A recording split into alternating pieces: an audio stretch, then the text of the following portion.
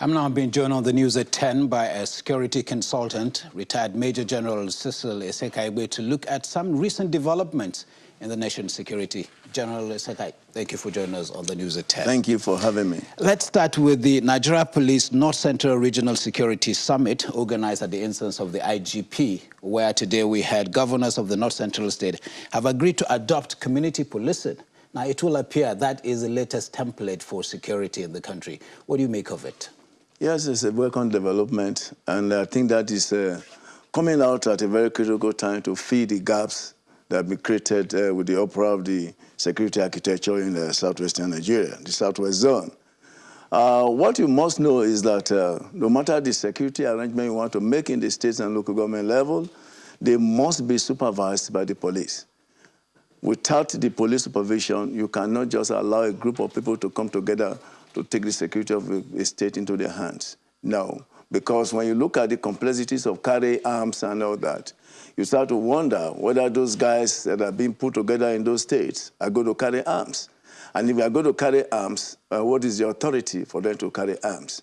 So it's a welcome development for the North Central Initiative to get the police on board from onset so that they work out, a workable formula, to get it on board. Now, there have been, sadly so, there have been an upsurge in spate of attacks recently across the country.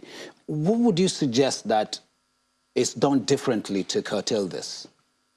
You see, first and foremost, you must agree there's a problem. And when you agree there's a problem, you find out what the problem is all about. You see, when you find out what the problem is all about, there's a concept of know your enemy. You must know your enemy so that you know their strength, their method of operation, and to know how to fathom an effective strategy to curtail this situation.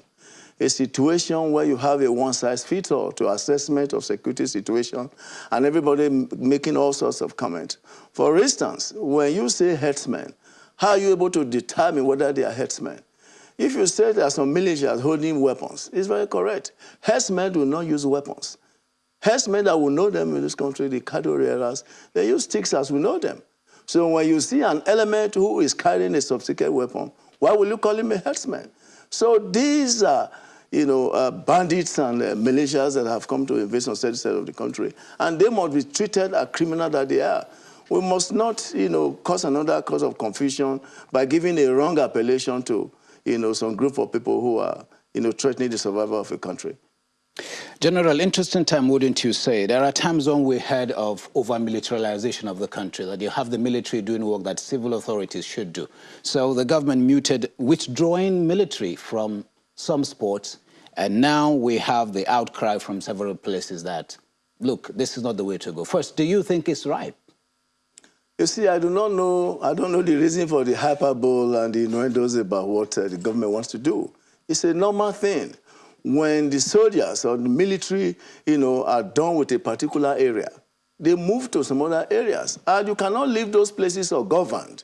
Those places that have been liberated, that should not be left ungoverned, are now where for the Nigerian police and other security agencies like maybe the immigration and all, civil defense, to come in and fill the gap.